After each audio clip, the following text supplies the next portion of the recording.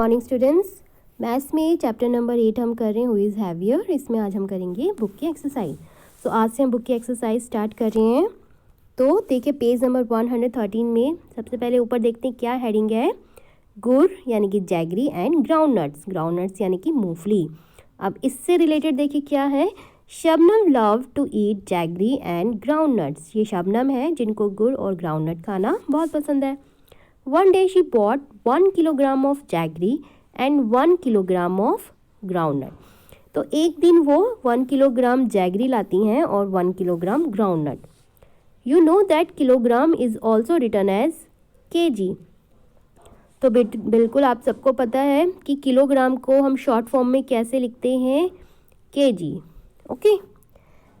अब शबनम ले तो आई गुड़ और ग्राउंडनट, बट वो थोड़ा कंफ्यूज हो रही हैं कि दोनों का तो वेट सेम है, ठीक है, लेकिन ग्राउंडनट देखिए एक बड़े से बैग में है और जो गुड़ है वो एक छोटे से बैग में है। तो लग रहा है उसको कि वो कंफ्यूज हो रही है कि क्या ग्राउंडनट्स ज़्यादा हैं वेट में गुड़ से। तो are the groundnuts really more than the jaggery in weight और do they just look more. तो अब आपको बताना है कि क्या सच में जो ग्राउंडनट्स हैं वो वेट में जैगरी से ज़्यादा हैं या वो सिर्फ दिख रहे हैं, बताइए। तो इट जस्ट लुक मोर, ठीक है, वो सिर्फ दिख रहे हैं। Both are equal in weight, ठीक है, तो आप क्या लिखेंगे, both are equal in weight, क्योंकि दोनों तो वेट में सेम है, ठीक है, लेकिन जो मूंगफली है वो ज़्यादा लग रही है और जो गुड़ है वो छोटे थैले में आ गया है। क्यों हुआ ऐसे?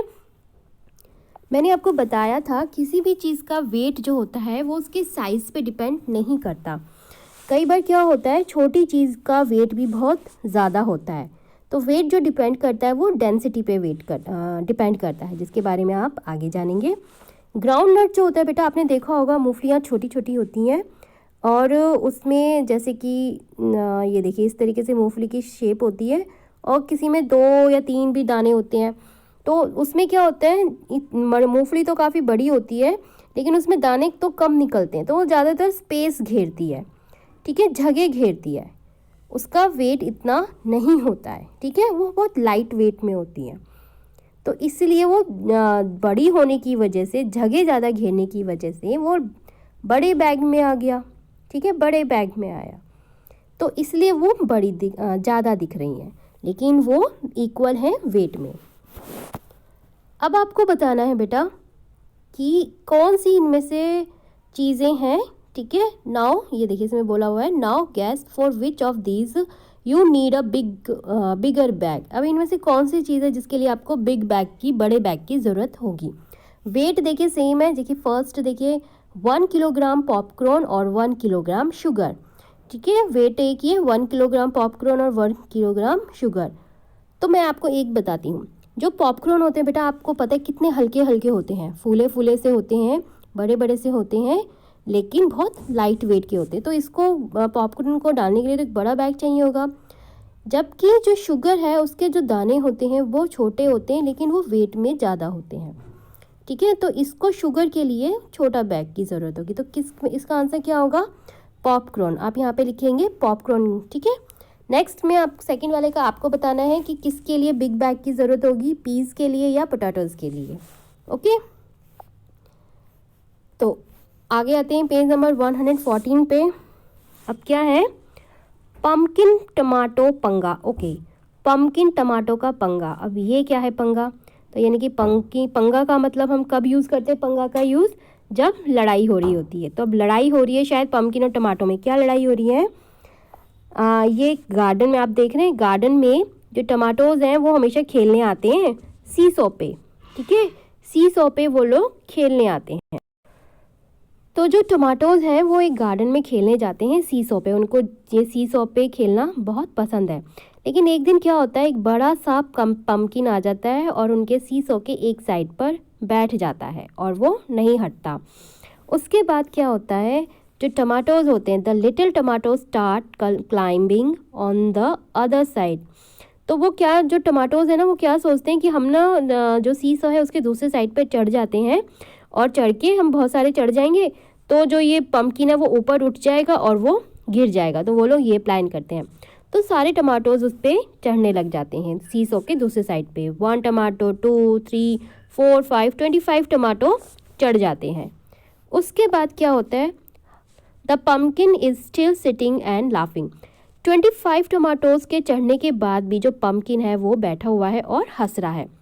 सो the big tomato decide to help. तो जो बड़े टमाटोज थे उन्होंने डिसाइड किया छोटे टमाटोज की हेल्प करने के लिए। The little ones get down and make way for the fat ones. तो अब क्या हुआ, जो छोटे टमाटोज थे वो तो उतर जाते हैं सीसो से, और जो बड़े बड़े टमाटोज थे वो बैठ जाते हैं सीसो पे जाके। 1, 2, 3, 4, 20। तो 20 टमाटोज जब बैठ जाते हैं तब क्या हुआ, the pumpkin is up in the air, it shouts bring me down please. तो जो 20 बिग टमाटोज जब बैठ जाते हैं तो ये पम्पकिन है ये ऊपर चला जाता है और बोलता है कि प्लीज़ मुझे नीचे लाओ, ठीक है, मुझे नीचे लाओ। वो चिल्लाने लग जाता है। यानी कि आपने देखा कि 20 बिग टमाटोज जो थे उनका वेट ज़्यादा हो गया एक पम्पकिन से, ठीक है, जबकि 20 स्मॉल टमाटोज का वेट भी उतना ज़्यादा नहीं हो पाया था, है ना।